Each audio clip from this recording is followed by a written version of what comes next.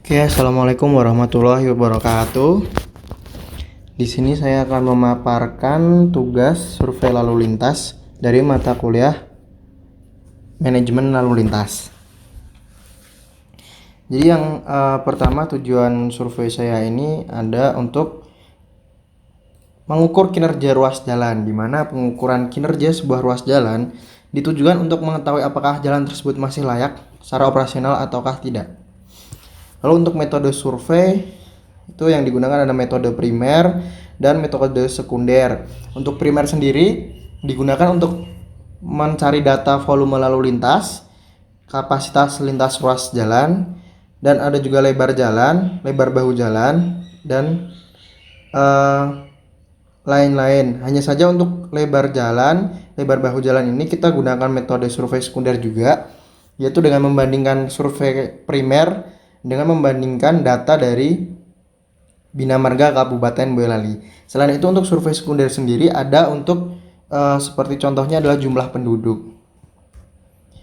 Lalu selanjutnya ada geometrik jalan. Nah, geometrik jalan ini di sini saya mengambil ruas jalan low-grade tempel, di mana ruas jalan ini adalah ruas jalan kabupaten yang terletak di Kelurahan Butuh, Kecamatan Mojosongo, Kabupaten Boyolali. Jalan ini merupakan ruas jalan golongan kelas 3. Namun karena ruas jalan tersebut adalah daerah industri, maka untuk truk-truk kontainer golongan 3 lebih yang bertujuan ke ataupun dari pabrik itu diizinkan melintas dengan perjanjian khusus dengan Dinas Perhubungan Kabupaten Boyolali. Nah, berikut adalah hasil survei geometrik ruas jalan low-grade tempel, yaitu untuk nama jalan adalah low-grade tempel, tata guna di sebelahnya adalah perdagangan, toko, dan industri. Untuk tipe jalan adalah 2/2 undivided. Untuk lebar jalan adalah 4 meter. Untuk lebar badan jalan totalnya ada 4 meter. Untuk sebelah kiri itu ada 2 meter dengan bahu jalan 0,2 meter atau 20 cm. Dan untuk badan jalan bagian kanan itu ada 2 meter. Lalu untuk bahu jalannya ada 0,3 meter. Di kedua sisi tidak ada trotoar dan tidak ada mediannya. Nah, untuk fungsinya jalan ini adalah jalan kolektor sekunder. Fungsi jalan ini nanti kita gunakan untuk mencari pelayanan minimum yang harus diberikan oleh ruas jalan ini. Nah, survei ini dilakukan di hari Rabu tanggal 4 November 2020, waktunya jam 7 sampai jam 8. Kenapa jam 7 sampai jam 8? Karena perindustrian ini memiliki pergantian shift di jam tersebut, sehingga pada jam tersebut lalu lintas di ruas jalan ini sangat ramai gitu. Lalu untuk survei yang dilakukan ada motorcycle, sepeda motor, light vehicle, kendaraan ringan, heavy vehicle adalah kendaraan berat, unmotorized atau kendaraan tidak bermotor, dan pejalan kaki serta penyeberang. Nah, untuk pejalan kaki dan penyeberang ini nanti hanya digunakan sebagai hambatan sampingnya.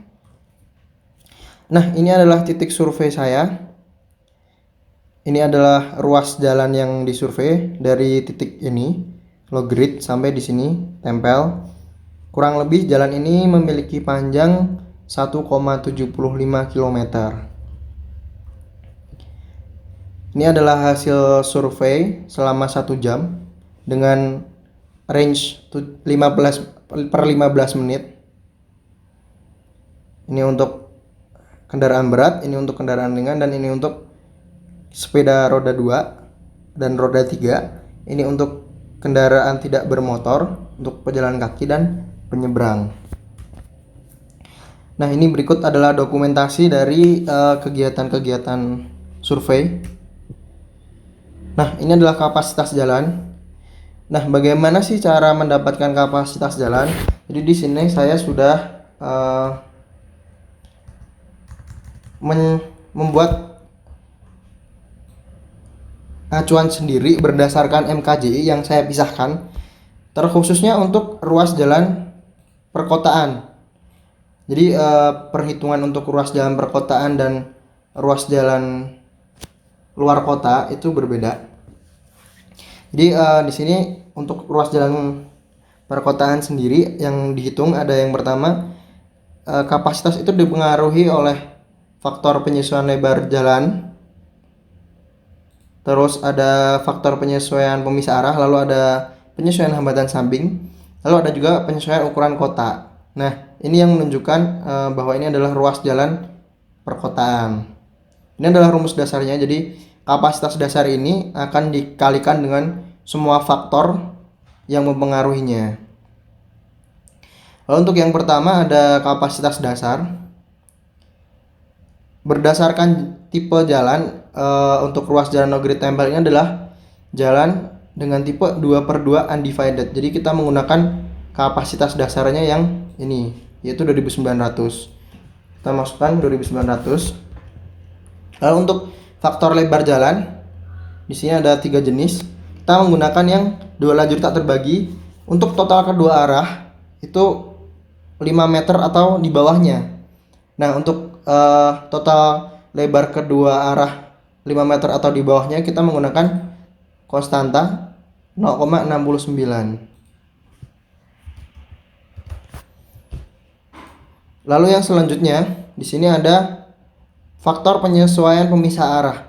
Sesuai dengan fungsinya, untuk ruas jalan Negeri Tempel ini satu arah dan dengan arah yang lainnya itu dibagi separuh-separuh atau 50-50. Jadi kita di sini menggunakan konstanta 1.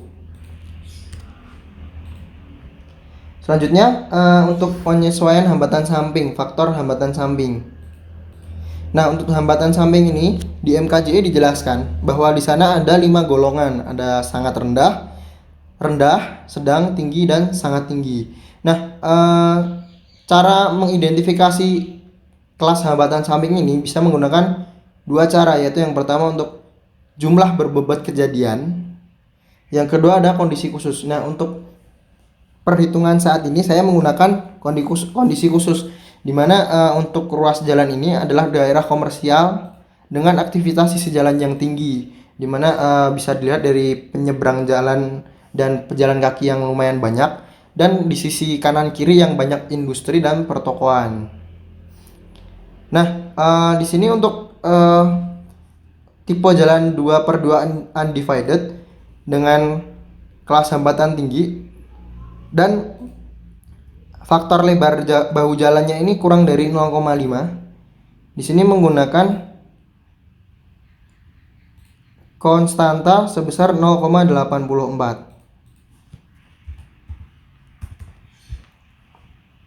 Oke, selanjutnya di sini ada faktor penyesuaian ukuran kota, di mana yang digunakan di sini bukan jumlah penduduk dalam satu kabupaten atau dalam satu kota. Karena apa? Karena ruas jalan ini adalah ruas jalan kabupaten yang bertepatan pada Kecamatan Mojosongo. Jadi jumlah penduduk yang digunakan itu adalah penduduk dalam kecamatan. Nah, karena jalan ini bertepatan menempati di Kecamatan Mojosongo, kita di sini melihat data dari Kecamatan Mojosongo, di mana data di sini tertulis 58.118. Bila kita identifikasi dengan tabel ini, maka dia akan masuk ke golongan yang pertama, yaitu di bawah 100.000 penduduk. Dengan ini maka konstantanya adalah 0,86. Nah, untuk selanjutnya kita menghitung kapasitas dengan menggunakan rumus yang awal tadi, yaitu kapasitas adalah kapasitas dasar dikalikan dengan seluruh faktor yang mempengaruhinya. Nah, jadi di sini kita tinggal kalikan untuk kapasitas dasar dikalikan dengan lebar, dikalikan dengan faktor pemisah arah, dikalikan dengan faktor hambatan samping, dan dikalikan dengan ukuran kota. Nah, di sini kita mendapatkan hasil 1446. 1446 ini 1446. Cuman ini dibulatkan. Bila tidak dibulatkan ini ada 1445,522. Jadi di sini kita ambil saja 1446. Ini untuk kapasitas jalan. Lalu selanjutnya kita di sini ada volume lalu lintas. Nah, volume lalu lintas ini didapatkan dari survei yang sudah dilakukan, yaitu survei survei yang dilakukan pada waktu tadi yang sudah disebutkan. Nah, di sini kita akan menghitung berapa nilai arus lalu lintas secara total. Nah, yang pertama kita itu harus menghitung arus kendaraan yang melintas pada kedua arah. Ini digunakan nanti untuk menentukan ekuivalensi mobil penumpang. Jadi ekuivalensi mobil penumpang ini fungsinya untuk menyetarakan semua kendaraan. Karena di sini kendaraan yang lewat itu ada kendaraan berat, kendaraan ringan, dan motorcycle. Jadi harus disetarakan. Nah, untuk mengetahui total arus kedua arah itu caranya adalah dengan menjumlahkan semua kendaraan yang lewat. Nah, ini adalah jumlah semua kendaraan yang lewat. Kenapa pejalan kaki dan penyeberang tidak dimasukkan? Karena mereka tidak termasuk dalam kendaraan. Jadi mereka hanya nanti akan mempengaruhi hambatan samping saja. Nah, di sini ada tertera jumlahnya adalah total arus sebanyak 3.210. Nah, pada tabel MKJI untuk ekuivalensi mobil penumpang ini, kita melihat pada tipe jalan 2/2. Ini ada dua jenis. Yang pertama adalah total arusnya itu antara 0 sampai 1.800.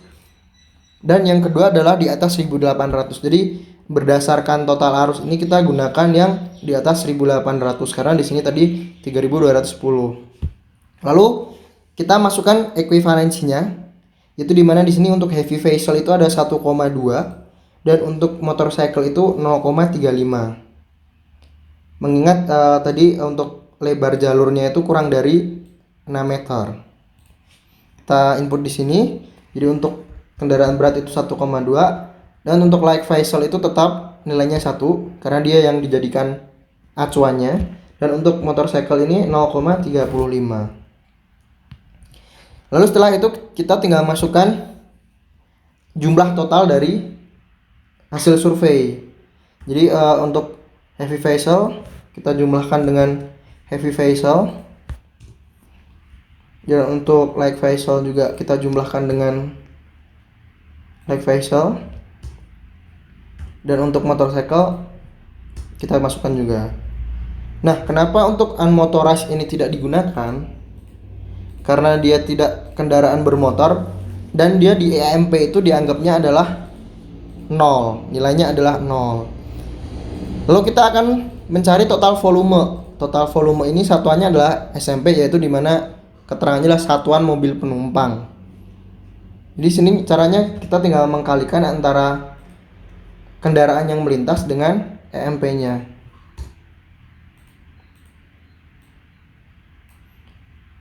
Nah, di sini sudah ketemu untuk EMP, untuk SMP masing-masing jenis kendaraan. Lalu tinggal kita jumlahkan karena di sini sudah disetarakan. Kita tinggal jumlahkan. Nah, totalnya adalah 1.256. Kita input ke dalam PowerPoint. Nah, ini adalah hasilnya. Nah, ini untuk hasilnya ini adalah 1255,6. Cuma ini belum dibulatkan. Jadi karena agar lebih gampang dibulatkan, makanya tadi di sana diambil 1256. Nah, untuk yang selanjutnya di sini ada volume capacity ratio. Volume dan capacity ratio ini didapatkan berdasarkan pembagian antara volume dan kapasitas. Di sini kita masukkan untuk volumenya itu ada 1.256 dan kapasitasnya itu tadi ada nih 1446. Nah, untuk VCR-nya atau volume capacity ratio rumusnya gampang, yaitu tinggal membagi volume dengan rasionya dengan kapasitasnya. Nah, di sini dihasilkan angka yaitu sebesar 0,87. Di mana angka ini adalah menunjukkan rasio perbandingan antara volume dan kapasitas. Lalu kita input di volume capacity ratio, di sini sudah didapatkan 0,87. Nah, selanjutnya adalah analisis. Karena ini tadi adalah menganalisa kinerja sebuah ruas jalan, pasti ada minimal pelayanannya. Nah, berdasarkan Peraturan Menteri Nomor 96 Tahun 2015, di sini dijelaskan bahwa di setiap tipe jalan itu memiliki tingkat pelayanan minimal masing-masing. Jadi mengingat tadi di sini untuk ruas jalan low-grade tempel ini adalah kolektor sekunder, kita bisa mengecek di sini untuk kolektor sekunder ini memiliki minimal pelayanan adalah C. Nah, karena tadi sebelumnya kita sudah mendapatkan angka sebesar 0,87, kita analisa ini dengan menggunakan ITP. ITP ini adalah indeks tingkat pelayanan yang ada di MKJI. Nah, ini adalah ITP dari MKJI. Tadi kita sudah mendapatkan angka 0,87. Nah, kita mengidentifikasi di sini angka 0,87 itu masuk ke tingkat pelayanan C dengan tingkat kejenuhan lalu lintas itu antara 77 sampai 93. Dan keterangannya di sini lalu lintasnya masih pada batas stabil. Jadi di sini existingnya kita mendapatkan nilai 0,87 dengan tingkat pelayanan C.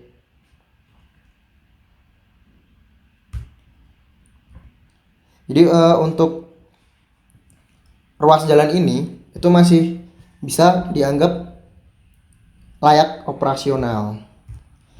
Untuk kesimpulannya, dari berdasarkan perhitungan dan survei yang dilakukan berpedoman pada Manual Kapasitas Jalan Indonesia tahun 1997, ruas jalan low-grade tempel masih bisa dibilang layak pakai, di mana tingkat pelayanan yang diberikan adalah tingkat pelayanan C dengan nilai ITP sebesar 0,87, sehingga ruas jalan ini belum memerlukan tindakan yang segera. Namun perlu diingat bahwa kedepannya perkembangan akan terjadi.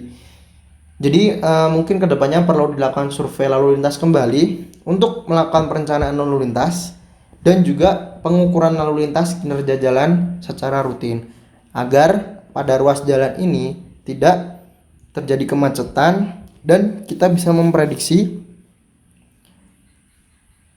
keadaan yang akan mendatang. Mungkin sekian dari saya. Mohon maaf bila ada kesalahan. Terima kasih. Wassalamualaikum warahmatullahi wabarakatuh.